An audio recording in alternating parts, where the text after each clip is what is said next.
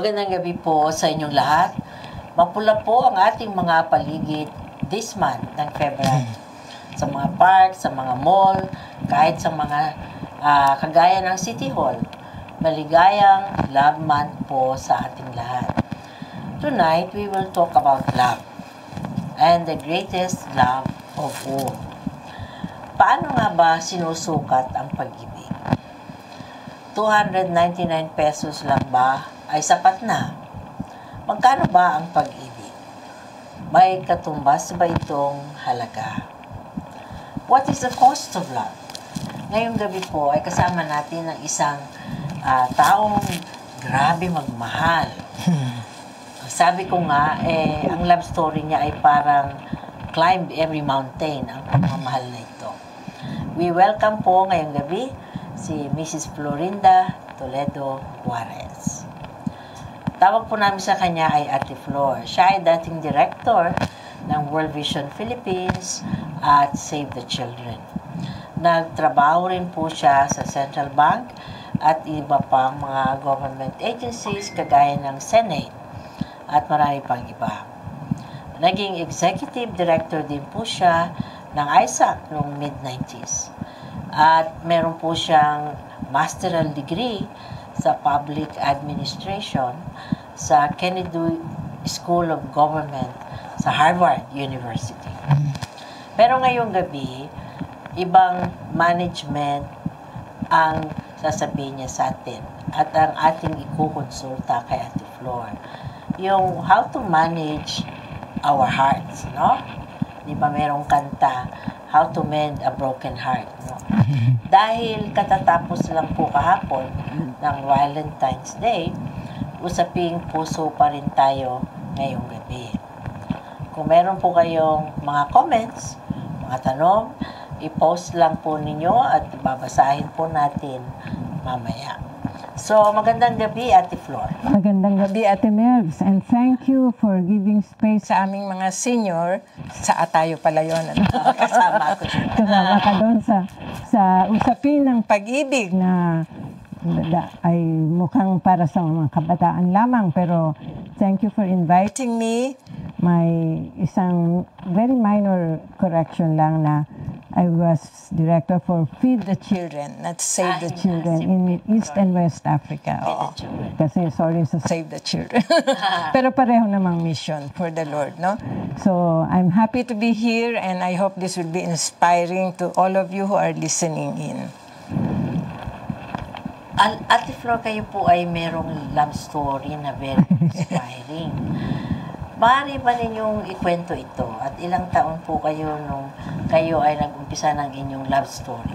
Nako, Ate Melvs, talagang thank you sa opportunity na masariwa muli ang aking love story, no? At ito naman ay ikukwento ko para magkaroon din naman ng konting lesson sa ating love life, no? Sa anumang edad. Ako po ay na-assign sa Cambodia in 1980 after Pol Pot. Doon ko po na-meet yung aking future husband and first boyfriend yata. Oo, totoo nga, first boyfriend. First love, ha? Oo, first love, and last. First and last. And nakita po kami sa isang worship service na inopen ng World Vision Philippines, initially for its staff, but then we thought, why don't we invite all the other international workers, NGO workers sa Cambodia. At that time, it was called Kampuchea. So we did exactly that. And then, nag-attend yung ibang foreigners, in-announce namin. And after this service which I led, I announced that kung sino man sa inyo po ang gusto magpatuloy at pastor at pwedeng matulungan kami, could you have lunch with me? Doon po, 6 ang nag-attend po with me. Marami palang pastor doon. At isa na po si Kuya Rodolfo. Yun po ang umpisa. Tapos po, pero si Kuya Rodolfo is ando doon as irrigation engineer. Oo, irrigation engineer siya. ano po, nagpipreach na rin siya as nagpipreach din. sa Methodist Church sa Cuba. Parang hindi naman reverend kasi Rodolfo. In fact, he has a doctorate in law and engineer siya, civil and hydraulic and irrigation. Pero nasa Cambodia siya as irrigation engineer.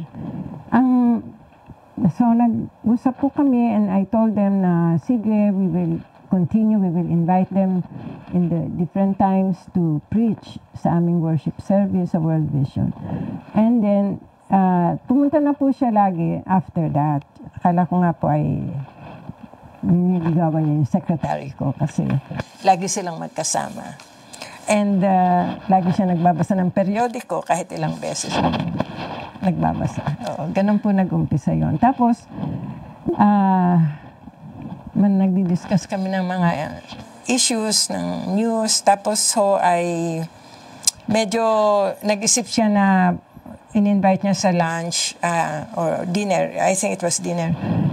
Yung community ng Filipinos, I think, to show about Cuban food. Oo, siguro nagluto, mahusay magluto. Natuwa naman ako. So, in-invite ko lahat ng World Vision na gustong makatikim ng Cuban food. And he did very well. He did very well talaga. And tulad nga ng kasabihan, love can enter through the stomach. Hindi lang sa men, pati sa women. Ganun po nag-umpisa. Tapos po ay one day, my secretary told me na gusto daw akong makadinner alone. Sabi ko, sige, di magdi-dinner kami. Ganun na po nag-umpisa, nagpahayag. Sinagot ko naman. At kasi alam ko naman na at that time, kilala ko na siya. I'm talking about maybe 6 months of friendship, no? Kasi maraming events na nakikita naman kami sa church and nakakausap. So, ganun po, getting to know him was rather easy, and he also got to know me before I got to know him. Through my secretary. And then, ganun po kami nagtinginan lang tapos ganun po kami Nung nagpahayag, sinabi mo kagad? Ay, hindi ka agad. Siyempre, konting muna. Sabi ko, akala ko. But sabi ko, I'll pray about it like I do every aspect of my life naman. And I know he's a Christian also. So, sabi ko, napag-pray mo na ba yan? We'll pray about it, see where it goes. And then, tell me about Cuba. So, I got more interested in knowing about Cuba and about himself, of course, no?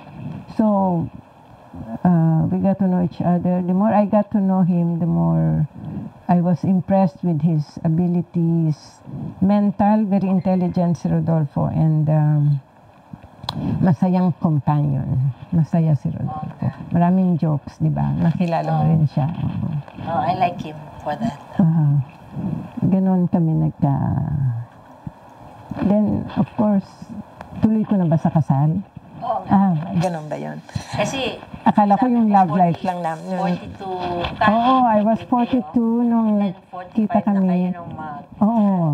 What happened doon sa intervening 3 years? Kasi nung nakaseryosa na kami, sabi ko, you have to go see my parents, no? Bago ako magpakasal, kailangan hingin niya yung kamay ko. And for a Cuban, para daw siyang biglang nagkasakit ng kasi nga naman, mag 50 years old na siya. And, hindi na ginagawa yun? Hindi. Kasi, hindi kostumbre. Pero sabi ko, you have to do it. So, especially ayaw kong i-ignore ang parents ko, no? Kahit na I'm of age, I want to honor them.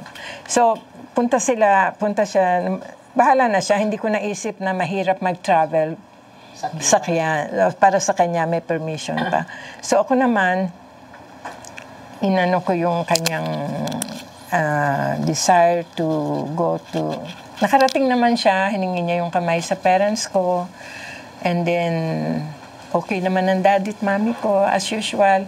At tinutulak na nga ako ng daddy ko at my age, no? Parang, sige na nga, itatapon na ito doon sa So, what happened was, nagkaroon ng konting problem kasi hindi, Cuba and me coming from the Philippines and all my background, nagkaroon din ng konting questions sa aking intention for marrying a Cuban and entering a life of a little less, parang with more difficulties when I'm willing to go under that, no? Kasi yung iba Parang hindi nila mapaniwalaan. Sa Cuba, Oo, kasi, yung ganon. And I had an established career that I will, knowing also na I'm up for promotion and knowing that I'm going to live a career na quite lucrative. If you look at it from a human standpoint, no, only from a monetary standpoint. Pero andyan yung love na I want to be with him all the time, no? All the time. So sabi ko, I will go with you. Even Rodolfo was shocked na I am going to go with him. Sa Cuba. Oo, sa Cuba. Akala niya, I will convince him to go to Manila. And we stay in Manila. And that would have been better for my parents, no? Pero sabi ko, I will follow you. If you want me to go to Cuba, I will follow. Pupunta tayo sa Cuba. And then finally, all the paperwork that were required for us to get married took about 3 years of insecurity and wondering kung anong gagawin ng government. In the end,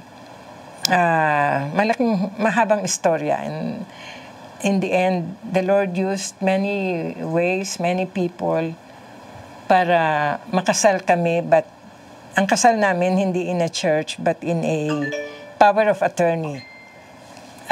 I have to send a special power of attorney to his friend and office mate sa Cuba to sign the marriage contract for me. By proxy? By proxy, oo.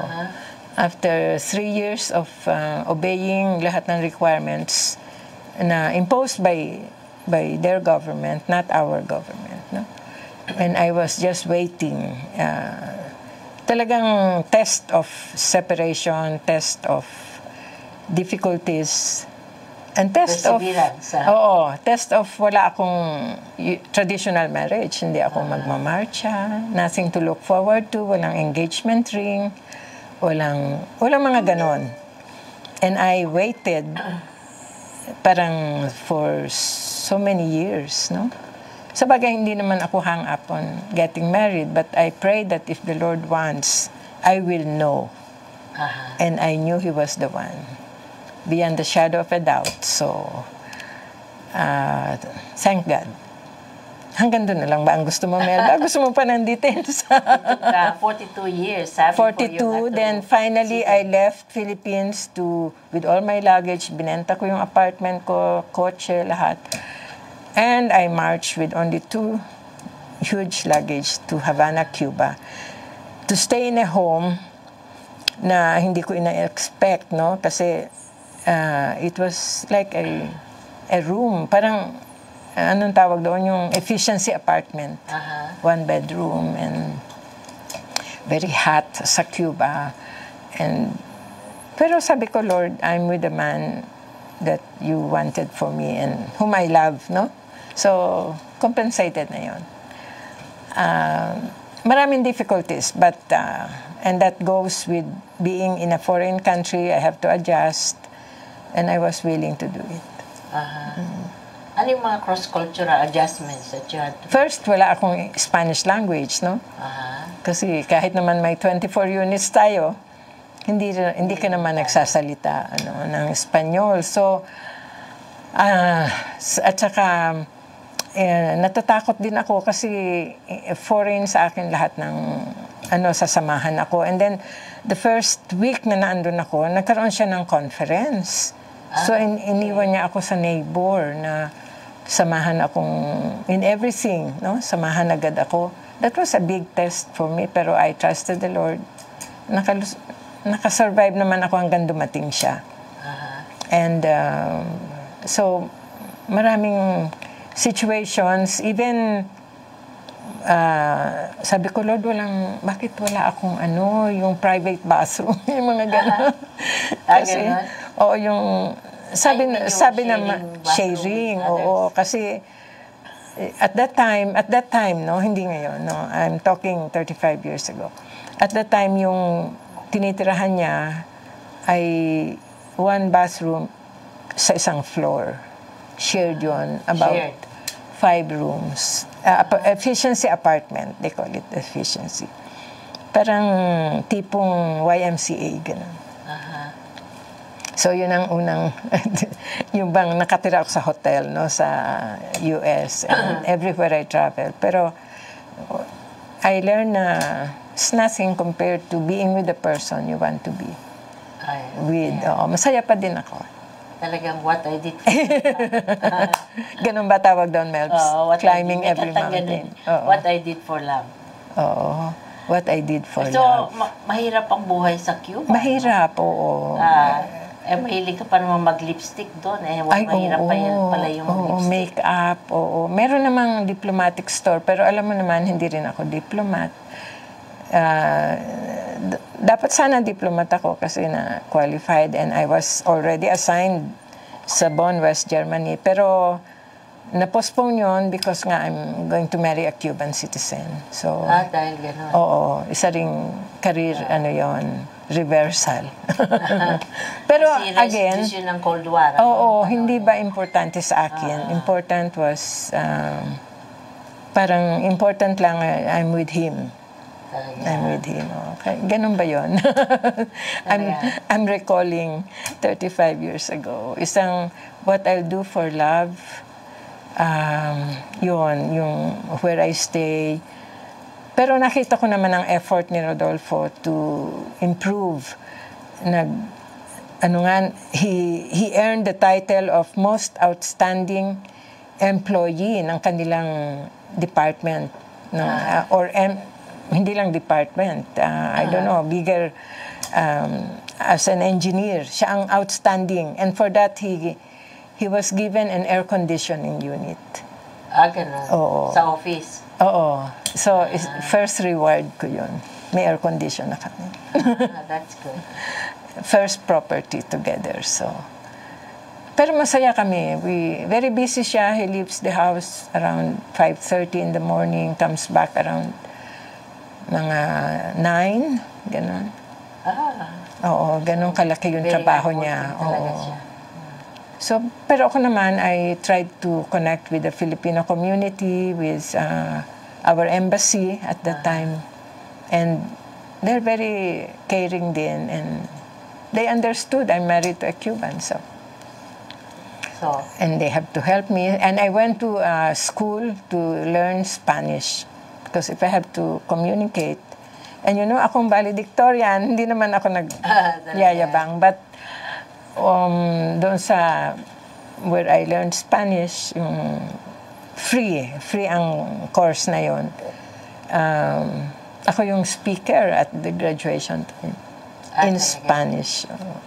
Sabi ko, Lord, thank you. Another confirmation na I'm here.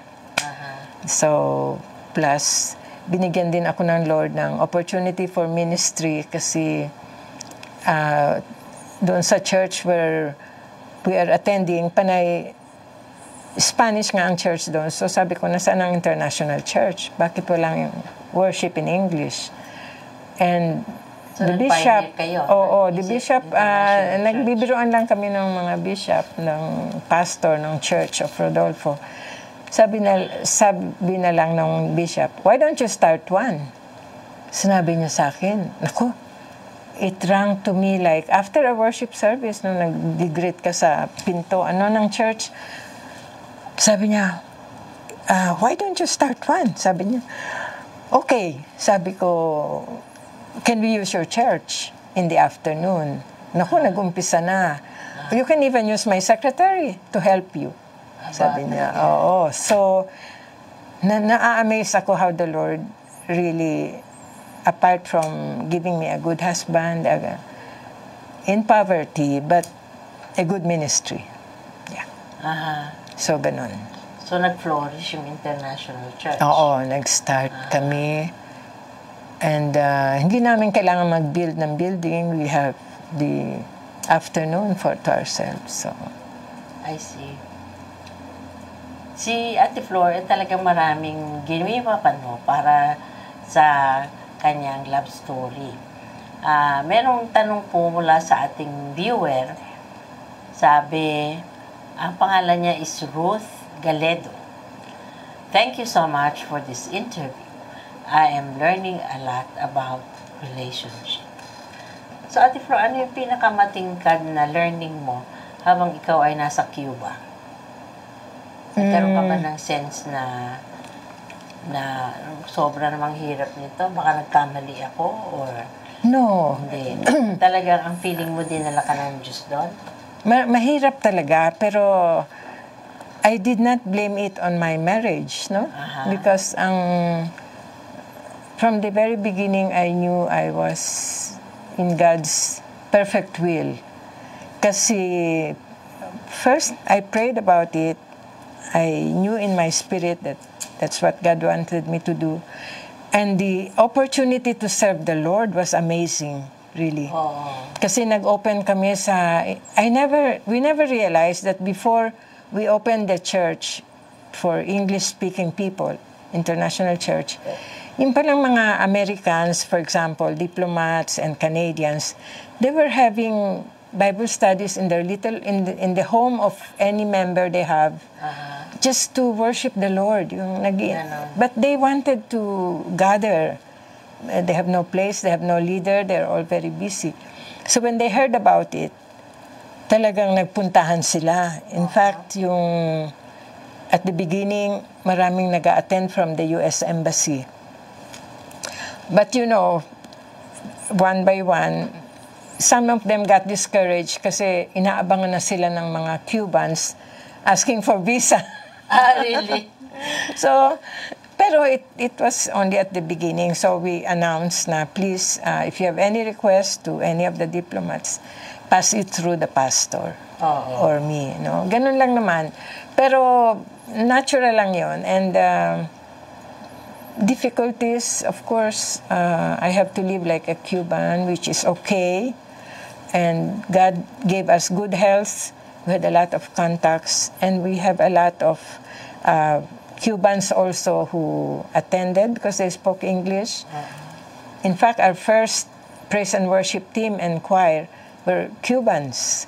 Kasi, we borrowed them from the English, from the Spanish churches. Kasi nga yung Spanish sa umaga ang worship service nila. So, libre na sila sa hapon. We can ask them to come and sing for us. And it was very good coordination also with other churches na Cubans. That's good. And then we had leadership from... Ang problem lang was you really have to have a very varied program ng worship. Hindi pwede yung standard what we learned from the West, no? Contextualized. Oo, yung African worship, way of worship, dapat talagang may instrument ka na gano'n. May drums, may But gano'n. of course, we have British, and in fact, we had the wife of the British ambassador. Every time may sound na gano'n at magpe-praise and worship, quietly and politely, she will go out. Hindi niya kaya. Oo, hindi niya kaya. Kasi nga, sa kanilang worship, you will hear the drop of a pin. No? So, isa yun na... But we had to have the worship service cater to everybody. Oh, that's good. International. Multicultural It's really talaga siya. international Christian community. And of course, the Filipino flavor was coffee after the service. Coffee and biscuit or... Ganon, Oo, ganon. So I don't consider them problems, adjustment. And I was very happy serving the Lord. In that context, Merong problem din, oo, na... at saka we have many diplomats who the Lord used to preach to the church. Hindi lang si Rodolfo. Oh, that's good. Nag-alternate yan. Even our former ambassador, MacArthur Corsino, was a preacher in our church. And many Filipinos, diplomats, and everybody, OFW, they were attending church. Ah, that's good. Maraming And, OFW doon? Oo, marami din. And especially sa mga embassies na like Middle East, they prefer Filipinos. Really? Oo. And many nuns and priests also from the Vatican community. That's good. And kahit, it did not matter. They were attending in their uniform, no? You call it uniform. And so we're all very happy there, praising the Lord. And then they got used to each other, hindi na lumalabas yung yung wife ng British ambassador. Oo, na ano na rin siya, nasanay na siya. So, we tempered the sound. So we adjusted to everybody. Ang importante is that God is praised from the heart and the gospel is preached. So enjoy ako noon. Talaga, sabi ko, this is my place. Parang dinala ka talaga ng Lord doon. Oo, hindi ako, You were given a place and Rodolfo was the pastor for the moment talaga. Kasi he can cater to both foreigners and, di ba, he was here in ICE before that, and he also attended to us. That's good. Ngayon, Ate Flor, because of your experience, no, makatulong ka dito sa itong, ang hashtag niya ay Payong Kapatid. Meron siyang tinatanong kung anong gagawin niya. Kasi nga, sabi niya, meron akong BF of 8 years who just proposed to me. But nagigilty ako kasi I'm upset due to the fact that the engagement ring only cost 299 pesos. Ganito lang ba kababa yung halaga ko sa kanya na hindi niya man lang pinag-ipunan ang pambili ng ring? O di ko ba dapat gawing big deal ito? Am I too immature to feel this way? Hindi niya alam na nakita ko yung ring na binili niya sa Shopee. Ignore ko na lang ba itong nafe-feel ko? Or should I confront him? Kasi ayoko din na masira yung moment. So, anong mapapayo mo dito, Ate Flor, kay hashtag Payong Kapatid? Aha, naku, ang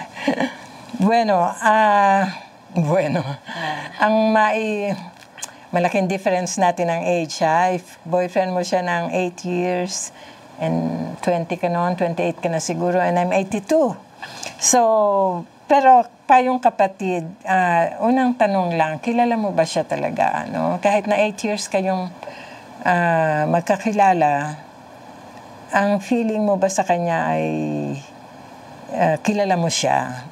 Bakit kaya siya bumili ng ganong gift? Baka wala naman siyang pera, no? Na afford niya yung mas mahal na ring. And not knowing the price, you accepted it, no? Kasi I'm sure, bago mo na-check ang price, suot-suot mo na yung ring. And it did not matter to you until you found out the price.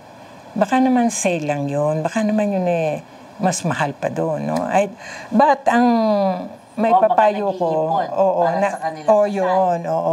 if you know your boyfriend and soon, I'm sure you accepted him to be your future husband, ay kilalanin mo din siya na i-appreciate mo yung ginagawa niya. Kasi I'm sure he has a good purpose for buying you kasi 8 years, hindi ko ma-imagine na he will just play around with a relationship like that, no? So, give him the benefit of the doubt unless meron kang ibang evidence na magpapatunay na hindi kanya mahal, no? But not with that cheap ring. I don't think so. Baka yun lang afford niya. And when you are married na siguro, or itanong mo sa kanya, dear, bakit mo ako binigyan ng gano'n? Wag mo na lang. Wag mo na lang. Kaya tanongin na niya kagad, ano? Diretso. Maganda. Kasi importante yung ability to communicate. Kahit na mga feelings lang. Kung meron kang ganong feeling, di lang, sabihin mo. Naman. Without, yung questioning him, bakit ganito lang? I think that's what is important. Pero sabihin mo na, ito yung feeling ko dito. Totoo ba ito na ganito dapat ako? Update. Kasal na raw sila ngayon. May update. O, sige. Siguro maganda na every time na meron kang ganong feeling, sasabihin mo kasi it's good to open communication palagi. Lalo na sa mga ganyang relationship. At saka to ask in a way na hindi ka nanunumbat. Oo. Wala kang judgment. Oo. Yeah. O bakit mo ako binigyan ng ganito? Ganon. Oo, ganon. Sabihin mo nga, mga ganon. May drama-drama pa yan. Ganon nga, payong kapatid, yung huwag mong bigyan ng masyadong, be open, communicate, tanong mo, tapos hanggang doon na lang, huwag nang pahabain na, curious ka lang, sabi mo, out of curiosity. Oo, hindi mo naman siya binibigyan ng presyo, yung pagmamahal niya sa'yo. Maybe you can even ask, ito lang ba yung presyo ng pagmamahal mo? Why don't you ask that if that entered your mind, no? Oo, para hindi ka naman nananaginip doon sa possible answer niya. Baka bangunguting ka pa. Ngayon, yung mga ganyang payo, syempre, yan characteristic ng generation namin, nila Ate Flor, ano? Ay, oo. Pero, today, na-realize ko na ito palang conservatism ng generation namin. Tungkol sa marriage, ganyan, ay nasa Constitution, no? Sabi ni Ate Flor. Nagbasa ako ng Constitution. Nagbasa siya ng Constitution natin. Article 15, Section 2. Hindi ko nga rin alam ito Sabi, marriage is an inviolable social institution. It is the foundation of the family and shall be protected by the state. Ayon sa dictionary, ang ibig sabihin po ng inviolable ay secure from violation or profanation. Secure from assault or trespass, unassailable. Ibig sabihin, ang kasal po bilang institusyon ng lipunan ay hindi po pwedeng ma-violate o malabag. Sinasabi rin po sa ating konstitusyon na ito ay protektado ng ating Estado. Ngayon ko lang nalaman ito kasi akala ko for religious reasons, ayaw natin halimbawa na magkaroon ng mga broken families at ganyan. Pero nasa konstitusyon pala ito at pinoprotektahan. Pinoprotektahan ng state. Ng Estado. Ayon sa census ng Philippine Statistics Authority, noong 2020, 1.9% ng population natin o mahigit 2 milyon ay classified na divorced, separated, annulled. At 14.7%, halos 16 million naman ang mga common law o live-in partners. Ibig sabihin, 18 million. Pero, Melbs, teka, bakit merong percentage ng divorce? Wala naman tayong divorce. Hindi, meron kasing annulment Oo, pero iba yun sa divorce. Meron tayong, under the family code, pwede kang mag-annul, pero hindi divorce. Pwede, hindi divorce. Kasi religiously ayaw ng, especially ng Catholic churches ito. Yung mga iba, pumupunta abroad para mag-divorce. I see. Yeah, now I understand. Yeah. Ngayon, dahil dito na increasingly, nagkakaroon ng broken families, anong may papayo ninyo dito, Ate Flor, sa mga kabataan? What advice can you give sa kanila tungkol sa pag-ibig, tungkol sa marriage, tungkol sa managing mga feelings, negative or positive, sa kanilang love life?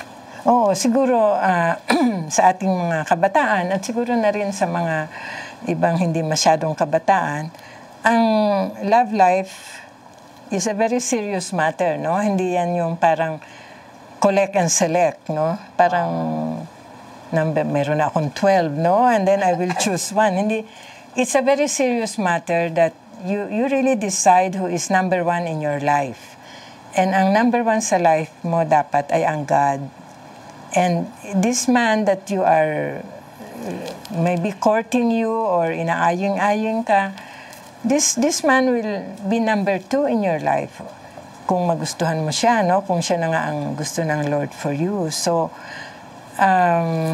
importante na we understand na ang love life natin is very serious, maybe more serious than our career. Kasi tayo very careful to choose our career, our future with our career, possibilities.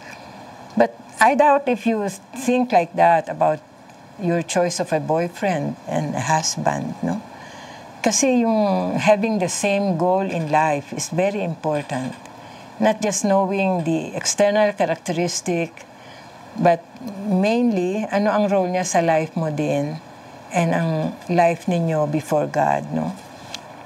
Remember, God is love. Whatever we learn about love, it all revolves around our knowledge of God Himself.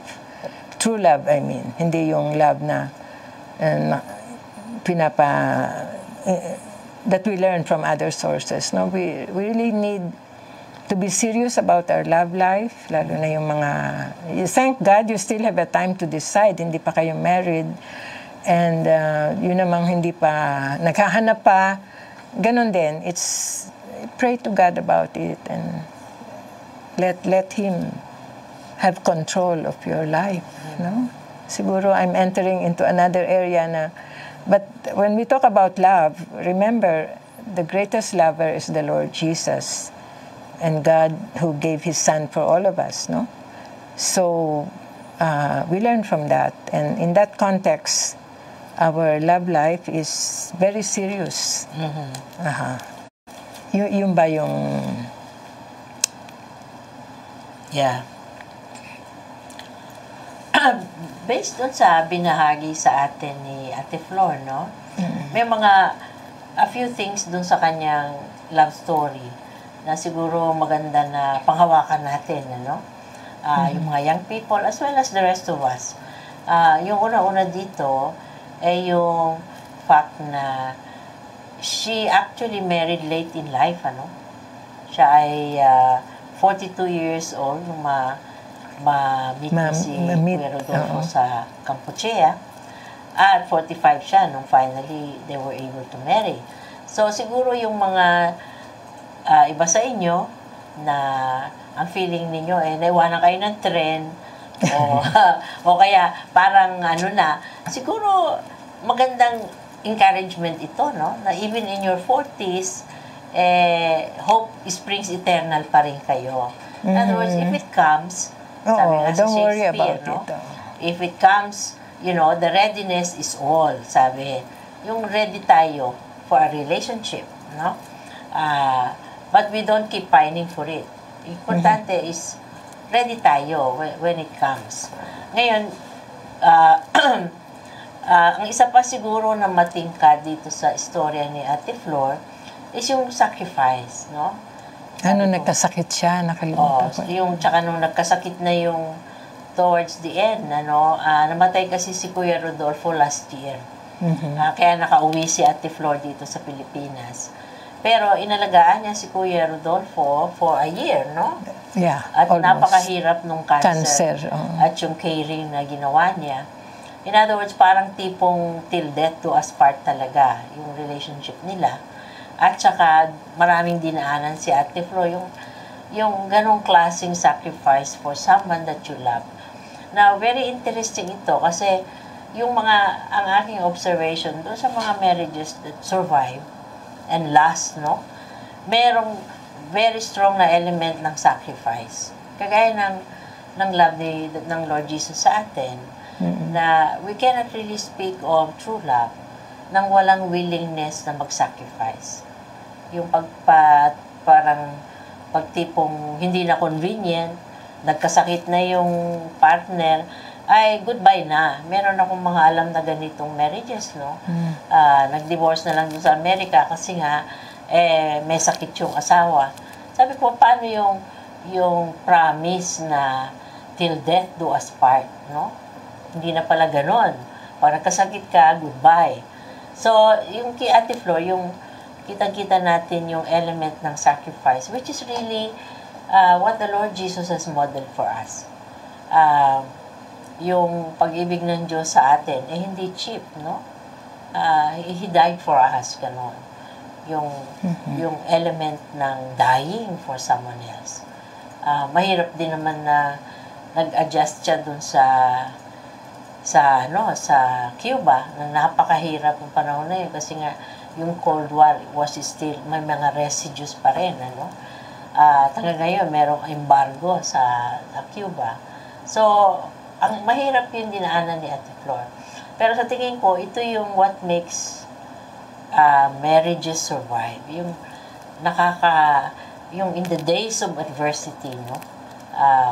Talagang they're able to be steadfast and endure. Tapos meron ditong tanong, paano po pag medyo rocky na ang relationship? Should they just give up? Gusto mong sagutan ito, Ate Flor? I don't know what is rocky, but it might mean that they are not talking or they are not yung communication is very important, no?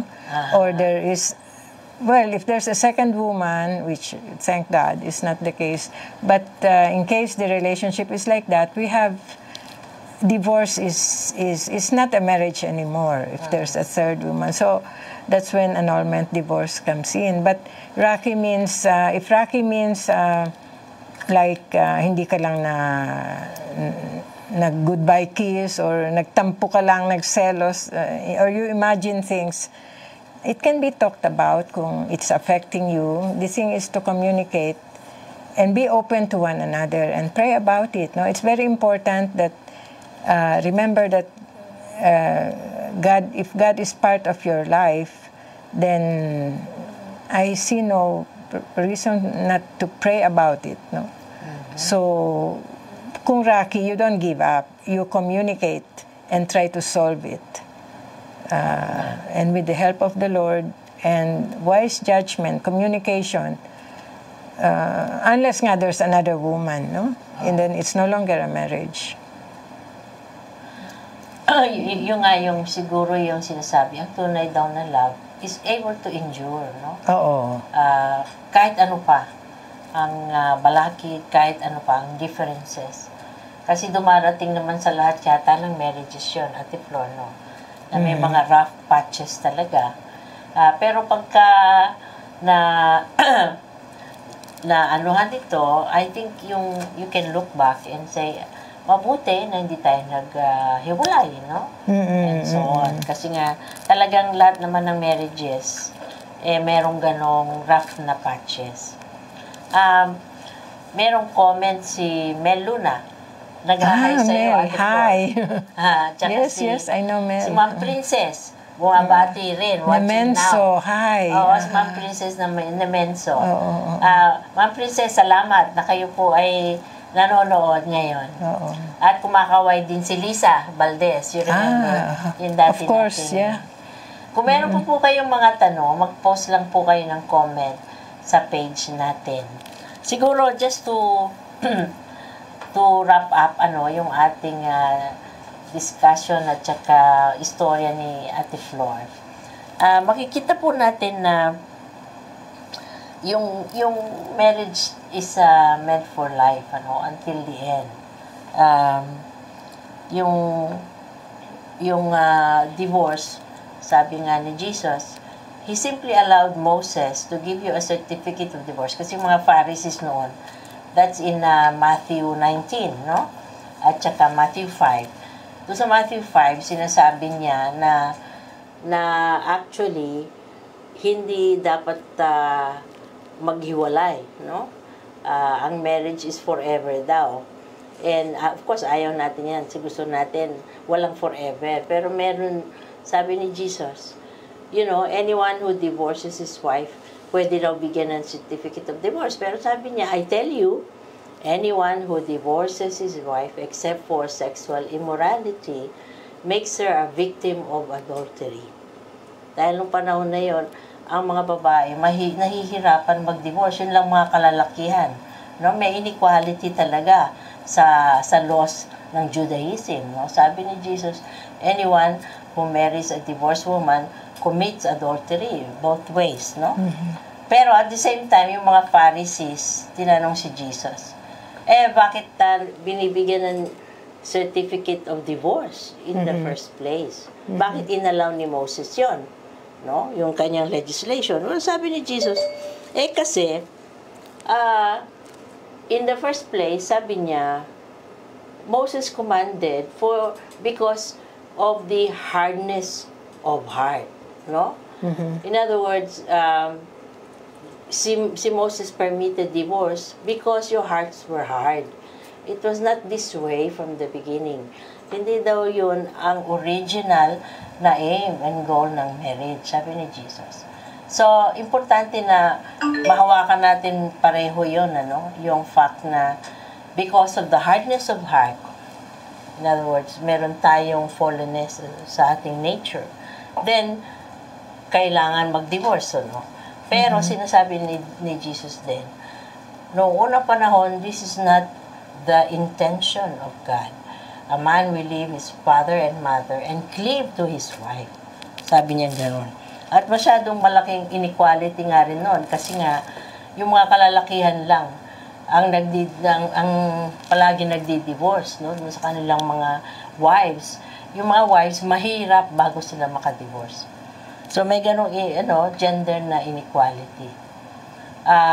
Merong comment sa si Bernard, hello po, pwede pong pa-expound yung notion na if there's another woman, then it is no longer marriage. Gusto mong sagutin yun, Ate Flor? Oo, kasi ang marriage, well, if there's a third woman, yung loyalty mo is divided, no? So, on a practical standpoint, and then you have children with her and children with your wife, it just stands to reason na marriage is between two people who know each other, who pledge their love to one another. And that is, they become one. Kasi sa Bible nga, when you get married to a person, you are no longer two but one. Of course, you are two different people. Hindi kayo half-half, no? But once you get married, you become one in your vision, in your ambition. One flesh. One flesh, in your serving the Lord. And remember, God should be in the marriage because the love of God is the beginning of love, no? And in fact, the beginning of family is also in God. That's an idea of God. So, it's no longer a marriage. Of course, you have papers, but you do not live like you are one. And it is very hard to sacrifice knowing that your loved one has another woman. I mean, it cannot stand to reason. Yeah. Kaya inalaw yung sexual unchastity. Yung gano'n. Mayroon ng third party. Kasi gano'n. Siguro, magandang, we can think about itong divorce and remarriage later, no? Sa isip-isa. Pero for now, siguro, maliwanag sa scripture, sabi, kahit sa Malakay, no? Sabi ng Diyos, I hate divorce. At si Jesus din, this is not so from the beginning. Hindi niya ito ang intention for human love and marriage. Sabi niya, it is meant for life. No? Ngayon, ang interesting thing is that sabi rin ni John, we are able to love because Jesus loved us first. We love because He loved us first. Sa akin, napakahalaga nun. That yung love of Jesus enables us to love others. Because He first loved us. Siguro importante for all of us to ask ourselves whether we have actually experienced yung love ni Jesus. Kasi I think it's only when you have experienced yung ganong love that really we are able to love others. We love because He first loved us. Ito nga ba ang greatest love of all? Sabi nga sa kanta ni Whitney Houston, the greatest love of all is easy to achieve. Learning to love yourself, it is the greatest love of all. Well, part ng loving yourself is realizing that God loves you. Ano man ang dinaanan mo, ano man ang klase ng shame that you have been through, ano man yung mga kasalanan mo, ano man, whatever is your past, no? Ang sabi, mahal tayo ng Diyos. Ako as a single person, as I grow through the years, marami akong mga bagay na ideologically, I used to hang on to. Pero ngayon hindi na. Hindi na ako masyadong naniniwala more and more sa maraming bagay. But the one thing that I really know that has been increasing through my life is the fact that God loves me. Amen. At pag mahal ka ng Diyos, kaya mong tapatan ng lahat sabi nga sa you can endure through days of adversity, no? Kasi mahal ka ng Diyos eh. Whatever happens to you, mahal ka ng Diyos. So this is siguro mensahe rin sa mga walang Valentine, no? Huwag kayong ma-depress dahil lang sa wala kayong Valentine. Dahil pag mahal tayo ng Diyos, no? We actually have everything. And we are actually enabled to love others also. Nagtatanong, paano makakatch yung love life na ganito? Well, siguro, we should experience the love of God muna. When we experience the love of God, then, sabi nga niya, we love because He has loved us. Malaki po na, na katotohanan in all of our lives, no? Kaya sabi nga ni Ate Flor kanina, si Kuya Rodolfo is actually number 2. Ang number 1 niya, si Jesus. Ganon, sabi niya kanina.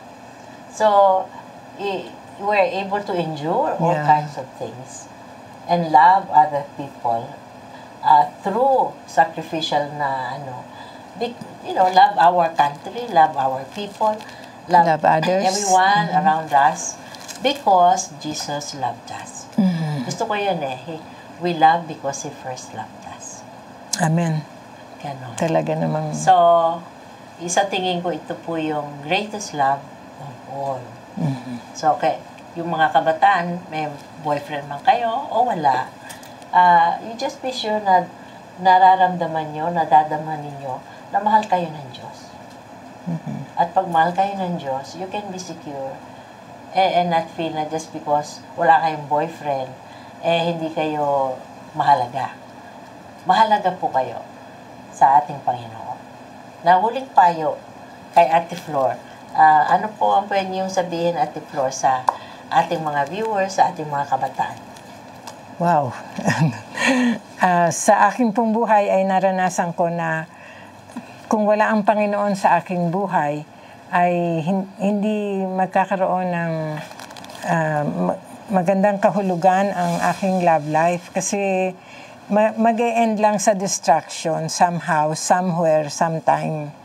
Kasi ang Panginoon po ang, I believe, ang siyang nagbubuklod sa amin ng dalawang tao na mabubuhay as one flesh, no? So, kilalanin niyo po yung sasagutin ninyo. Marami pong manliligaw siguro o gusto kayong makasama sa habang buhay. Gusto niyo rin ba siyang makasama, no? At ipag-pray po ninyo, I believe na ang Panginoon ay sasagot po sa inyo. Kung siya ang number 1 sa inyong buhay, i-guide niya kayo. He said, I will be with you all the time. I will guide you with my mind around you and with my thoughts about you. Panghawakan po natin yun. God is faithful and hindi lang yung religious platitude. It is true. It is true for all of us. So, kami po ay magsasara sa ganoong payo na ni Ate Flor, lalo na dun sa #payong kapatid. Na pag-isipan natin ang mga usaping puso, no? At hindi lamang yung mga usaping tungkol sa utak. Magmuni-muni tayo kung anong ibig sabihin ng the greatest love of all. Sabi nga, Lord, give us a mind with a heart and a heart with a mind. Hindi lang choice yun ng heart or mind, no? A heart with a mind and a mind with a heart. So, sana dito sa isip-isag ganun tayo, no? Hindi lang panay mga intellectual na discussion, kundi tungkol din sa ating mga kaluluwa at mga puso. So, good night po at see you next sa ating episode. Good night. Salamat po at salamat kay Ate Fu. Thank you din. Good night po. Buenas noches. Buenas noches.